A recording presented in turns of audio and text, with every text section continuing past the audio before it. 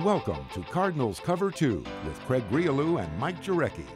Cardinals Cover 2 is brought to you by Arizona Cardinals Podcasts. Visit azcardinals.com/podcasts. From the Dignity Health Arizona Cardinals Training Center, here's Craig Grialou and Mike Jurecki. Well, it may mean nothing, or it just might mean everything. Quote, moving forward, I am firmly and fully committing my life and time to becoming an NFL quarterback. Unquote. You know who said that, MJ? Yeah, I was aware of that about this afternoon. Kyle Murray, quarterback. Full time with the National Football League and telling Major League Baseball and the Oakland A's, thanks, but no thanks. Well, I think it was Sam Farmer from the LA Times. He said he gave him the Heisman salute. That's a good analogy. I like that. And, of course, now the speculation. One, how tall is he? Because he will attend the Combine. Let's just say 5'9". And then two, the interest. Because we know the Cardinals don't need a quarterback, but someone, actually several teams, do and could. Now, all of a sudden, there be a scramble for the top of the draft. Well, we've discussed this. We need a quarterback to go to the Combine and light it up. And I think Dwayne Haskins has the ability to do that. He went 50 touchdowns last year. He didn't run a whole lot, not according to Stephen A. Smith anyways. And then you got Kyle Murray. He's the wild card. And Gruden, previously I want a 6'3", 6'4" quarterback. Guy can sit in the pocket, scan the field, make decisions like Tom Brady, Carson Palmer, even a Peyton Manning. And that's what the quarterbacks were back in the day. Now the mobility part, and he looks like a baseball player. I mean, he's got small shoulders, but you don't win the Heisman just putting up, pedestrian numbers. So, yeah, hopefully, teams want to move up.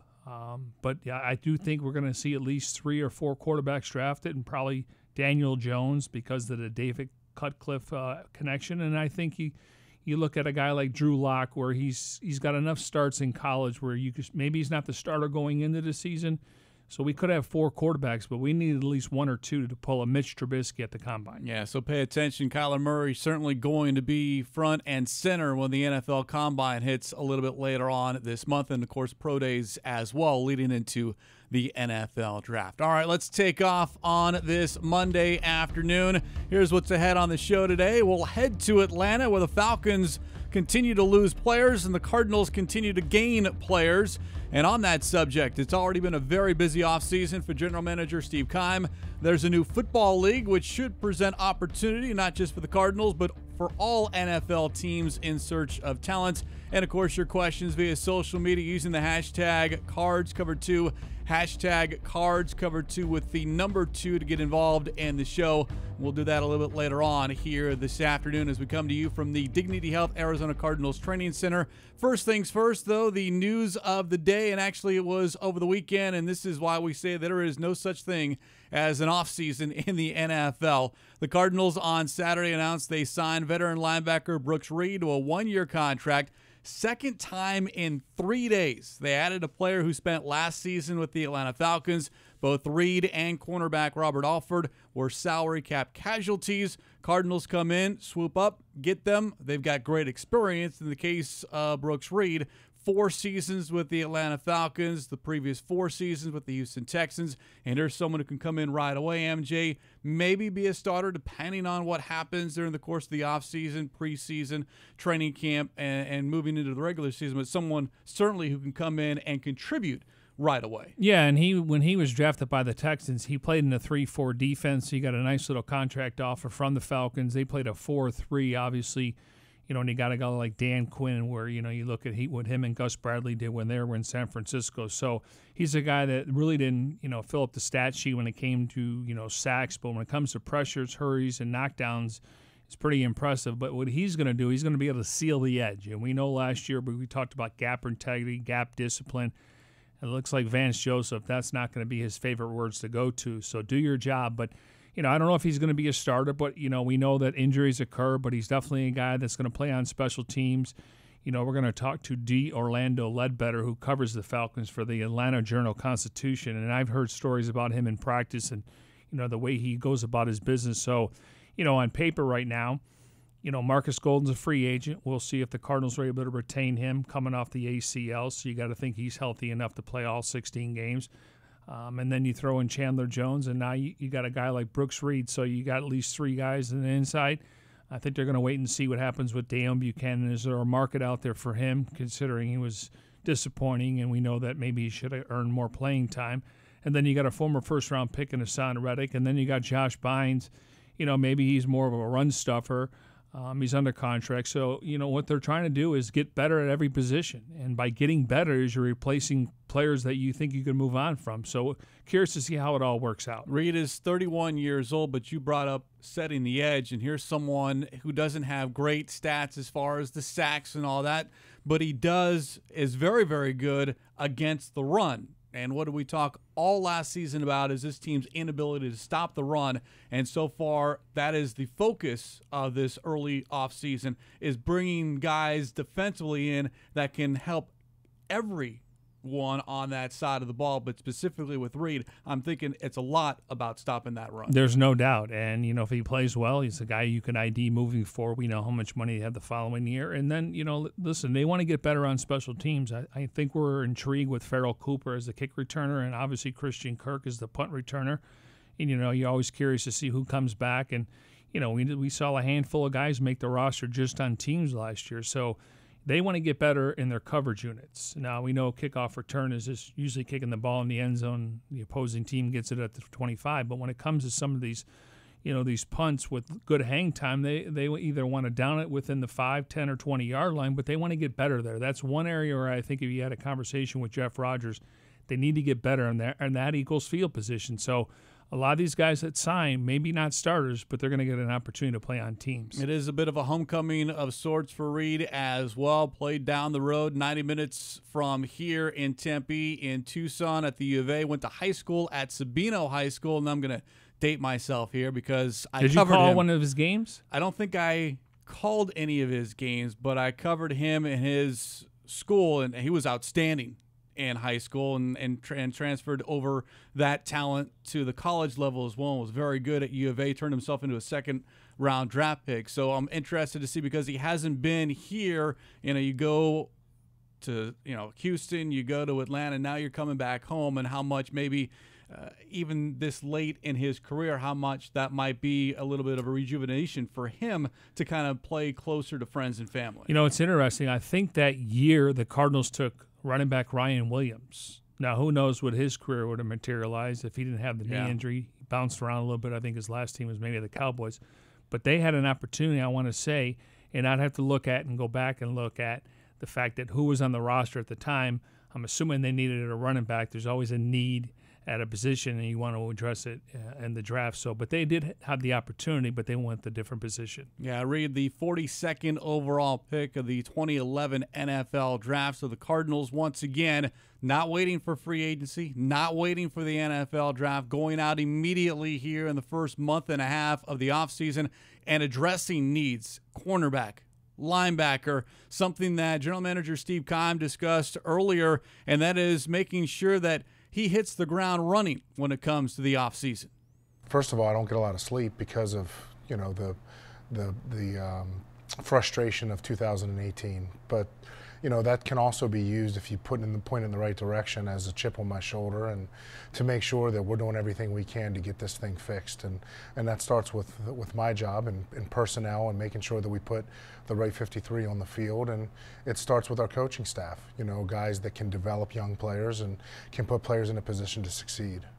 Recent interview with azcardinals.com, General Manager Steve Keim, and you knew how frustrated he was, and we saw it and we heard it in that when the decision was to release Steve Wilks as head coach.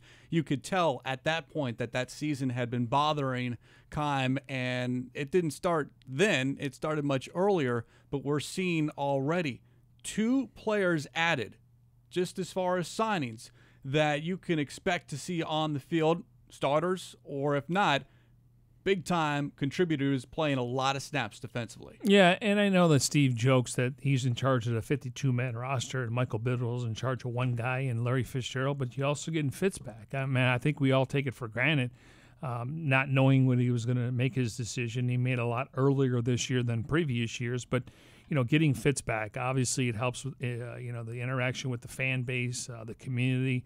Obviously, you know, fans when they go to the game, they like wearing that number 11 jersey. But yeah, these guys are going to play, and what they're trying to do is turn the bottom of the roster. If there's somebody out there they think is better, they're going to do that, and then all of a sudden you start stacking, you know, different talent at different positions. So, you know, just from an outsider, meaning like just looking at how things are going.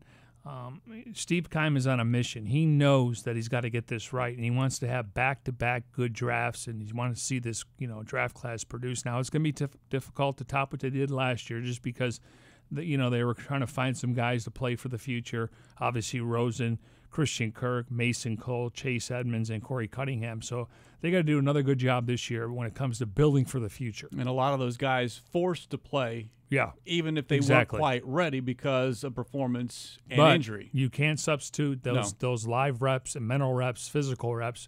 I'm glad that Josh Rosen went through it. I wish, you know, circumstances were better numbers-wise, but when he went through, that was something he'll remember, and he'll be better for it.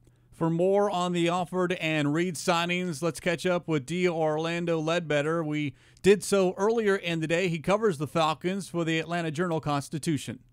All right, I guess we need to take these one at a time, and let's start in chronological order. We'll go with what happened last week, and that is the signing of cornerback Robert Alford. I know he wasn't completely 100% last season, but what can you tell us about that addition now with the Arizona Cardinals? Yeah, Robert's, you know, kind of a, you know, really speedy, quick guy. Got in trouble with his hands. The injury probably didn't help him much. But, you know, he could run with any receiver in the league if he just trusts his speed. And the Falcons defensive coaches, you know, tried to coach that to him. He did it for spurts and times. And, you know, just at the end, just was too many penalties over a period of time for them to move on. And they wanted a bigger body type on that side of the ball, kind of that, you know, big Brandon Browner type cornerback. And they have been looking to replace Robert for a while now. Now, before 2018, he had been pretty solid. Is there still, at least in your opinion, enough gas in that tank? Yeah, I think so. Yeah, he's an athlete. He's not going to get, you know, he can run with folks. He hasn't shown any signs of slowing down. It just seemed like it was a mental hurdle with him grabbing too much and having the personal you know, pass interferences calls and so forth, and that's been a problem throughout. They kind of smoothed it out a little bit in 16 and 17, but, you know, he's played at a high level. He went over to the left side when Trufant got hurt during the Super Bowl year, had the big pick of Tom Brady in the Super Bowl to get him to 21-0. You know, so I think he can still probably go a couple more years for sure. D, when you look at his overall skill set, I mean, the Cardinals bringing in Vance Joseph, they're going to go back to that 3-4, and we know teams don't target Patrick Peterson unless you're Julio Jones. And on the other side, so when you look at him, talk about his man-to-man press skills. Yeah, man-to-man press skills are very good. He's, you know, he would rather play that than playing the off-zone cover 3 that the Falcons had him playing under Coach Quinn. He will get up in the receiver's face and battle and fight, and that'll actually probably play better to his skill set, knowing that, you know, the ball's coming his way. You know, it's similar here in that regard. They didn't bother with Trufant a lot in 13, 14, and 15. Started, you know, got hurt in 16. So Robert was always going to get a lot of action. He was game for that action. Probably should have had more picks with all the passes he batted down, but, you know, he did get a lot of balls batted down.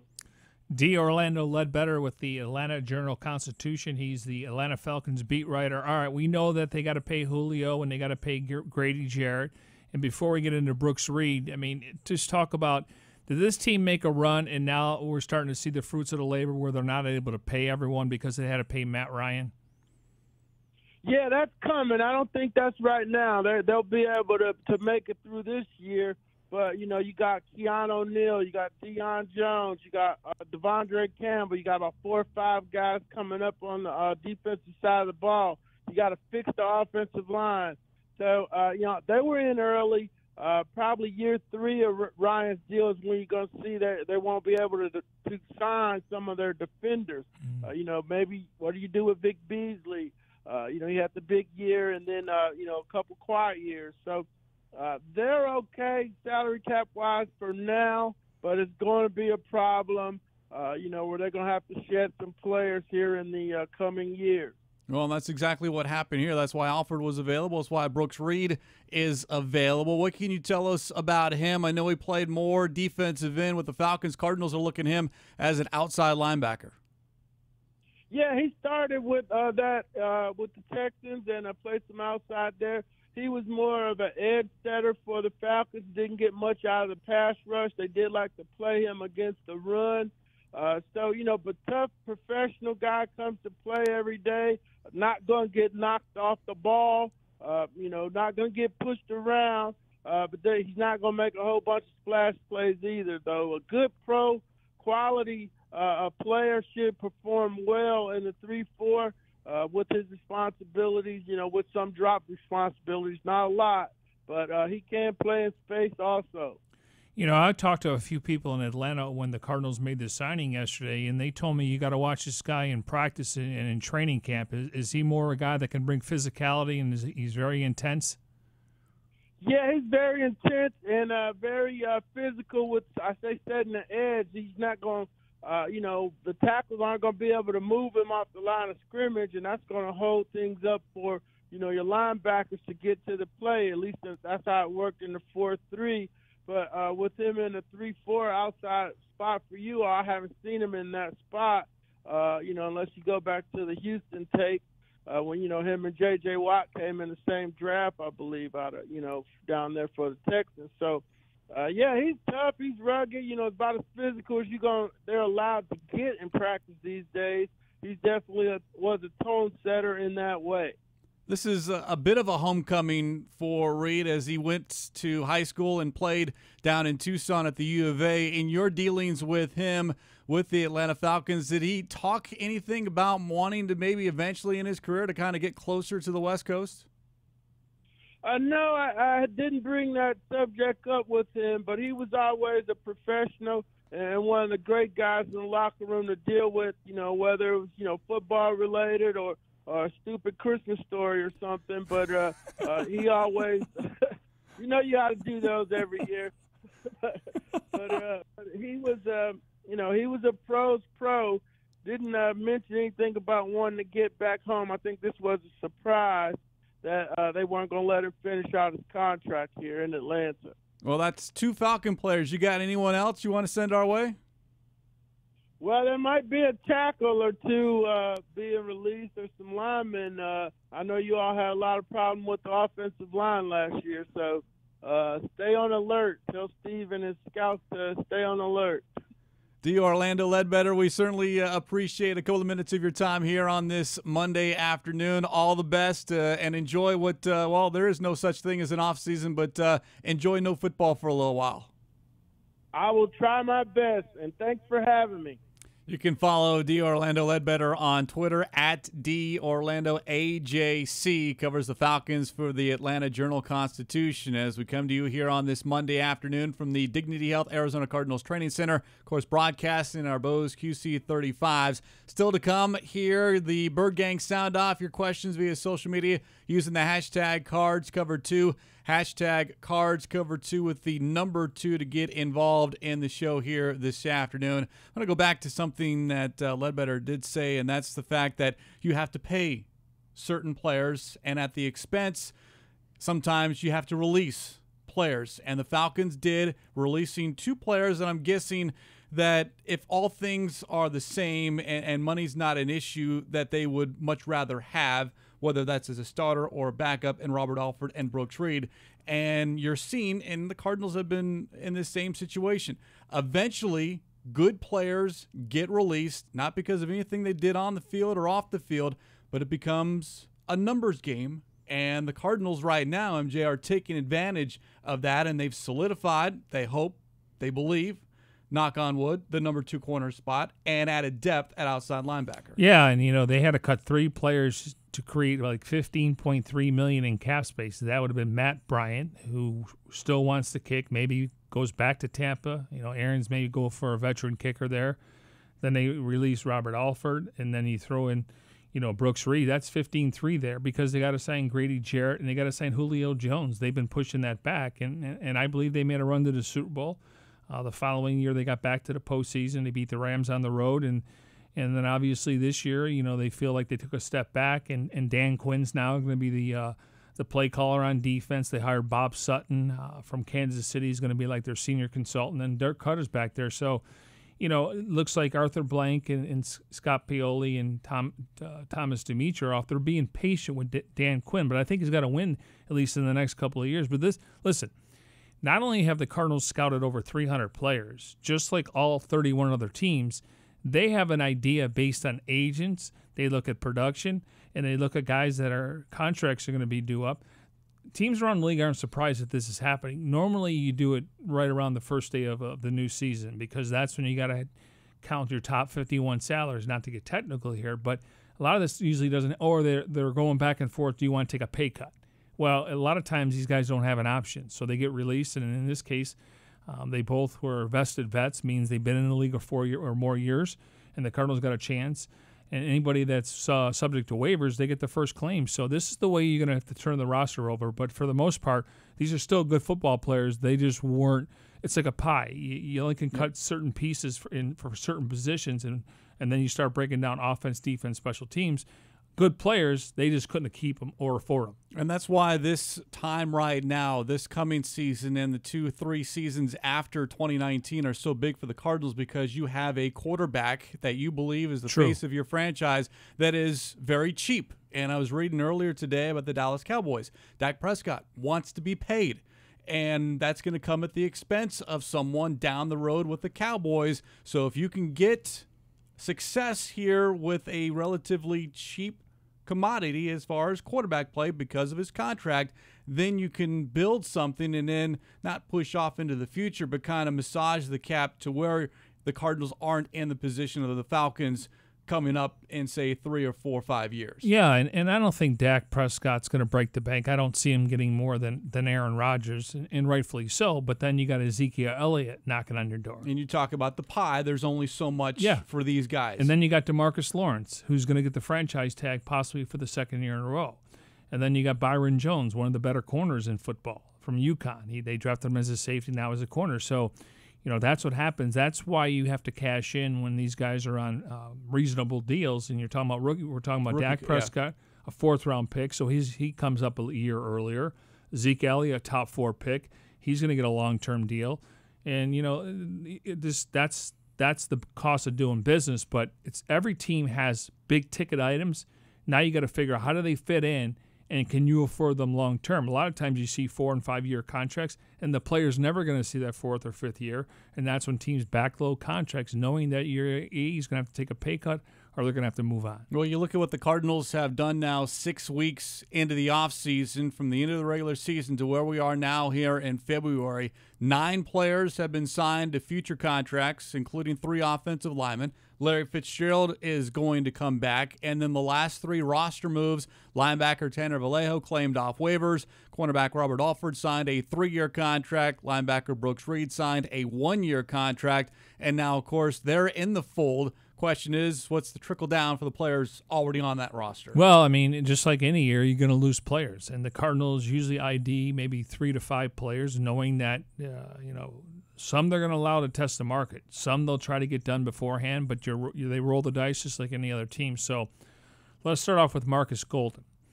Even though Brooks Reed is going to go into camp as a depth guy and a guy that's going to play on teams, Golden's a free agent. We talked about him coming off the injury. He should be good to go. He's obviously not rehabbing. So I think he's going to test the market, and there's no guarantees you're going to get him back. I think Deion Buchanan is going to test the market. No guarantees you're going to get him back. Rodney Gunter, I'm hearing he could command $6 to $8 million possibly per year. All it takes is one team. He had a career year. The good news for him, durability, country strong. In other words, he didn't miss a single game in his Cardinal career. Joe Barksdale, it doesn't appear that this new staff, and maybe it's more Kugler and the offensive staff, they don't think he fits what they're looking for, so I don't think they're bringing Barksdale back. But those 3 guys you could lose on defense. Now, if another team gives them an offer, will the Cardinals match? Will they decide that it's time to move on, or do they feel like they want to bring them back as maybe a a different role versus a starter. Now, if you're Buchanan, Barksdale, Gunter, you want to be a starter in this league because you're going to get paid starter money. So they could lose 3 defensive players. Hypothetical, that would be Golden, Buchanan, and I don't see and then Gunter, and I don't see them retaining Trey Boston. Now, on the other side of that, we talk about guys asking to take pay cuts, maybe restructure. It's like a swear word, restructure. No one likes to be in that position. Restructure is different than taking a haircut or a pay cut. Antoine Bethay's 34. Great locker room guy. I mean, I thought they missed Rashad Johnson when they let him go. I thought they missed Gerard Powers, probably even Tyrann Mathieu, more from just, his passion and his energy. Well, the knowledge that they have with the defense, the game, not the gamesmanship, the game smarts. Yeah, so some of these guys, and then I would put Bethay and Gresham in there. And I think Gresham, they want him back. They need tight ends now. Ricky Seals-Jones is going to have to be a much better player. He's probably third string. John Phillips is a blocking tight end, so they could retain him. But Gresham's a guy that's making a lot of money and hasn't had the production now. Granted, he is coming off the injury 2 years ago in Week 17 in Achilles. Probably still takes you a full year. So if there's 2 guys that I think they would like to keep, but takes 2 to tango here, I would say Antoine Bethay and Jermaine Gresham. Yeah, so the Cardinals certainly doing their homework, and then in the event, should they lose a Marcus Golden, you've got a Brooks Reed already under contract, and according to reports, it's a very reasonable number and it's just a 1-year deal, so maybe a prove-it year for him if he wants to continue on his playing career after 2019. But just looking at Vallejo, Alford, and Reed, all 3 defensive players so far, and this is nothing against Larry Fitzgerald, but as far as the new faces coming in, all 3 defensive players, and we know that side of the ball struggled. And if you missed new defensive coordinator Vance Joseph last week on the Big Red Rage, well, for him, yes, defense still matters. Just to watch an old school football game, where defense does matter. Defense is always going to matter, guys. It doesn't matter, how many points you score. Eventually, you have to play dominant defense to win a championship, and that proved it last Sunday. So to watch a 13-3 game, I was in hog heaven, So to watch, record number of points being scored all year, offenses can't be stopped, and I think that's not football. And I think the best teams do win, and the best teams have offense, defense, and special teams. So I'm all into that. I'm all in about team football. But I do get that points and yardage. That's what the fans want. And as a head coach, that's what I wanted too. So I don't blame people. It's fun to watch. But if you're going to win consistently, you have to play defense, guys. Yeah.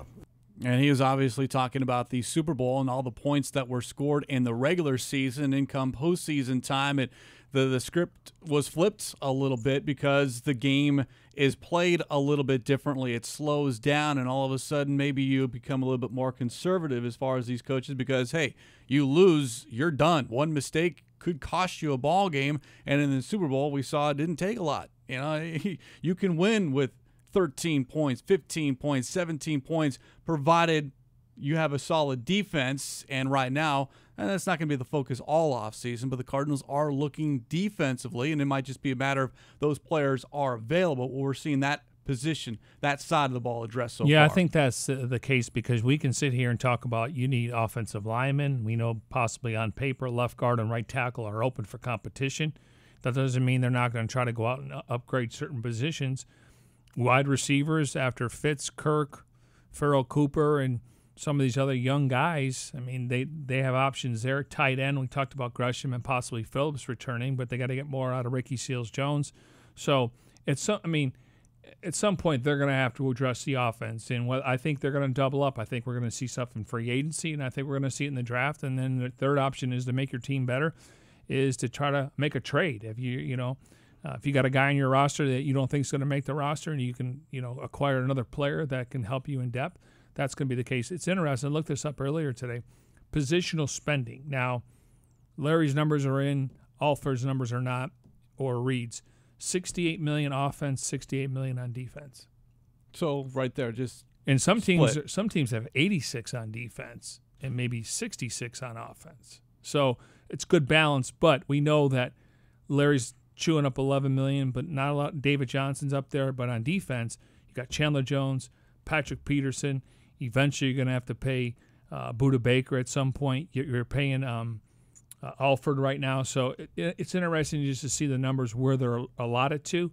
But eventually, while you have Josh Rosen on this rookie contract, you should always spend more money on defense, at least if you want to carry the water on defense. And the defense right now looking very, very good. Don't forget DJ Swearinger, a part of that as Very well. true. Another Good player point. that was claimed Yes. at the end of last season. You want to throw in Pharaoh Cooper as a potential wide receiver, special He's teams in the guy. mix. I mean, you're looking now at those two plus Alford plus Reed, and maybe Vallejo could be a surprise at linebacker. Special teams. That's 5 guys all of a sudden that are going to be asked to contribute, or you expect to contribute in 2019. In the worst case scenario, and the best case scenario would be you're creating competition. I mean, yeah, guys want to start, but if you're not a starter, you better play on teams, and you better make sure, because we know this team is, they're not shy away from going out and signing players, and if they don't like the player, they'll move on. Yeah, that's a good – I like that description, not shy, because Keim is doing all that he can to make sure 2018 is put far, far behind him.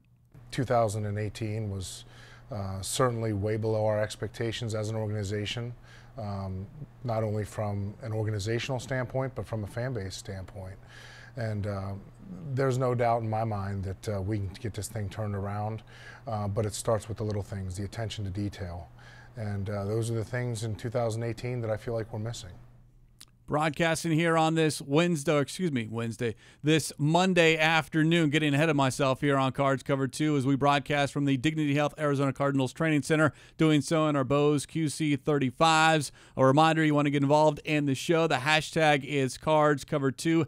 Hashtag Cards Cover 2. We'll do that in just a little bit here on this edition of the show, and want to remind everyone that the Coaches Chronicle podcast debuts tomorrow afternoon with offensive line coach Sean Kugler joining Paul Calvisi and Lisa Matthews. The Coaches Chronicle podcast is every other Tuesday, 3 p.m. on Facebook Watch, and those other Tuesdays will be the Kingsbury Chronicle podcast with Paul and Lisa. Before we hear from the Bird Gang on this Monday, the Alliance of American Football debuted over the weekend. 4 games, 2 on Saturday, 2 on Sunday, and 2 rave reviews. I know there was not maybe a whole lot of expectations, but the expectations that were there, I think, were exceeded by everything that I read, everything I saw on social media. And again, it's not something that we're going to sit here and dissect or recap every single week, but I will say this. It is another area for the Cardinals, every NFL team, to sit there and say, all right, who can we look to in 2019 to add to our roster? And I'll even go beyond that, the players. How about coaches gaining experience, officials gaining experience, executives that want to make their mark at the NFL level? But you don't have a minor league system, and this is probably about as close as you're going to get. And so far, the play, I think I heard Bill Polian kind of describe it over the weekend, it's NFL backups against NFL backups. I would agree with that. And listen, I think it was Phil Savage on Doug and Wolf, I think it was Friday morning, going into the game. He said 49 of the 51-man roster they have has some NFL experience. Now, granted, a lot of it's 90-man rosters. To me, it's practice squad players against practice squad players. And, obviously you look at NFL Europe, where they had quality quarterbacks. We didn't know who they were at the time. Kurt Warner, Brad Johnson, John Kitna. There was, I want to say Stan Galball. He played here a little bit later in his career. And then you had a couple kickers, Adam Vinatieri, David Akers, James Harrison played in that league. Actor Terry Crews. They were the better football players. You're not seeing those names, but I'm not going to begrudge anybody. Everyone deserves an opportunity. I'm into second chances for people, sometimes based on the circumstances. But, Rashard Ross, he was here. Absolutely. I mean, so it's not like these guys. Wore a Cardinals uniform all offseason into the preseason. Yeah, I mean, he was a guy that was going back and forth. And Gerald Christian, who the Cardinals drafted a few years ago, Mr. Irrelevant, he caught their first touchdown pass. So, these guys are hoping to get into an NFL camp. And I was told teams are going to be open-minded, where your offseason workouts start, your strength and conditioning program starts in March. The season goes to the end of April. And so they'll give them an opportunity to, be part of the 90-man roster. And that's all you can ask for. So, Yeah, I mean, attendance I think is going to be a concern, and I'm curious to see next year when you have a guy like Oliver Luck and Bob Stoops coming in. The main thing is the NFL Network did jump on it late, and it's also on CBS Network, and I believe the semi and the championship game will be on the Big Daddy CBS, so that's what you need. You need eyeballs on TV, and price were very affordable. I think it's $20, maybe $10 for students at ASU, so... But I think attendance is going to be an issue. Now, a couple things I did like, and I think it's going to happen in the NFL eventually, is get rid of the kickoff. Now, people are going to point out, what do you do about the onside kick? Don't tell that to Ron Wolfley. I understand. Wolf does not like that when that discussion comes up, but I understand where you're going with this because that's where it's headed. He should know it's going on because he was one of the better wedge blockers in the NFL, and you can't do that anymore. Now, onside kick. We saw one in the Super Bowl. I think they put it at the ball. It'd be 4th and 12 at your 28-yard line. So there's a way to obtain the ball, not the easiest way. And then I like the fact that they showed the official in the booth on television talking to the official on the field. The saying, instant replay. Yeah, discussion. we're going to overturn this call. To me, there's dialogue, there's communication, and at the end of the day, they want to get the call right. So I think there's a couple things the NFL can look at. Money's not going to be an issue, putting a camera in the booth there, but you have transparency, and I think that's important for the viewer at home. I liked it, and the one thing I really like, but it will never show up at the NFL level, and I don't think it will ever show up on any pro sports level, and that is the live mic where you have the head coach at certain times. All of a sudden, you're hearing him either talking out loud or to his assistants, or to his players. And the one example was Saturday night. Mike Martz, they caught him saying, I'm thinking about making a quarterback change. Meanwhile, Mike Berkovich, who's the quarterback, is sitting there on the field going through the drive. He was eventually replaced later on. But it's great as a fan perspective to watch that, but there is no way that will ever be in the NFL, NBA, NHL, Major League Baseball, a live microphone, because those discussions, there's a reason why a live mic hasn't been part of that. Yeah. That stuff you need to kind of stay in-house because, one, it's strategy. Two, there can be a lot of hurt feelings if some of that discussion gets out. Well, I mean, can't worry about that. I mean, not everyone's going to like the way you play or they think they can replace you. That sounds like Hard Knocks. But we do hear Sean McVay because of those NFL films mics. But that's run through a filter, though. I understand, but we still hear him calling plays in the helmet. So, and it's no different in preseason where some teams allow that, kind of behind the scenes, give you a little sneak preview or access. So, yeah, I mean, I get it, but I think there's a couple things the NFL could look at. Now it's a matter of when they get to the owners' meetings here in March, are they willing to do that? Because the NFL, they like to set the tone. Even down to the high school level when it comes to safety of football and stuff like that. You don't want to copy, but we all know it's a copycat business. You talk about second chances, second opportunities for some of these guys. We mentioned a couple with the Arizona Hotshots, Rashad Ross, Gerald Christian, and then a couple of former ASU players, Will Sutton, Marcus Hardison on the Hotshots team. Nick Folk, former U of A kicker who had a long career in the NFL trying to get back. And speaking of another player trying to get back, about running back Trent Richardson. Here's a former 3rd overall pick all the way back in 2012. He's playing for Birmingham. He wants to kind of resurrect his career. So you might see more of those kind of players that might be 2, 3, 4 years out of the league, but still have that love of the game. And all it takes is one team. If you have that one team that is showing any kind of interest, and over these 10 games, 12 if you make the postseason and championship game, if you can stand out, there will be a team that gives you an opportunity. All in all, some of these guys need is just a foot in the door. Yeah, and right now, the fact is they're on film. I mean, they're on 22 coaches' film, so that it's not, the eye in the sky doesn't lie. I'd be curious to see what the number is when we get down to the 53 for all 32 clubs. Do we have 20 players? Do we have 30 players? Are they going to be practice squad players? How many actually make it? Because that's, to me, the NFL's had the development league, and that's college football. And these guys play 3 years, and we still don't have an idea when they get to the NFL. We don't know what's between the ears, and we don't know what's in the chest. We can see the physical attributes. You can go back and talk to his parents, his high school coach, strength and conditioning coach, position coach, head coach. coordinator, and you still don't know how he's going to transcend when it comes to the next level. Now, no formal relationship with the NFL, but I'll give the Arizona Cardinals credit because they have helped out the Hot Shots. One, they're allowing the Hot Shots to use the grass fields outside of State Farm Stadium and then allowing them to use one or two of the locker rooms inside the stadium. But it's a great backdrop because they're sitting there practicing with the background of State Farm Stadium. Like, that's where you want to be. Play well right now, right here. Maybe eventually you get over there. Yeah, and that's what Phil Savage is. That was the message. I mean, the fact that they're able to use those grass fields out there, which are well kept. The Cardinals had a couple practices out there this year, maybe one under Bruce Arians, maybe a couple of them. So, yeah, that's the idea. You want to get over to that stadium. So pay attention to the Alliance of American Football. We'll do so as well here on Cards Cover 2. And with that, how about we hear from the Bird Gang and they sound off via social media, either Twitter or Instagram, using the hashtag CardsCover2, hashtag CardsCover2. And we will begin with Twitter. User wants to know, do you believe Cliff's playing experience will help him adjust his play calling to the complex blitz packages and coverage schemes that are employed at the NFL level? Yeah, and he's got NFL coaches, James Saxon, and then you throw in Tom Clements, and he's got former players in there like Steve Hyden. So, yeah, I mean, it's going to be an adjustment, but that's why you hire quality coaches that have NFL experience, and it'll be an adjustment for him. But I anticipate, and based on his title, Tom Clements, passing game coordinator, quarterbacks coach, and Sean Kugler's a really good offensive line coach. The Cardinals are thrilled to have him.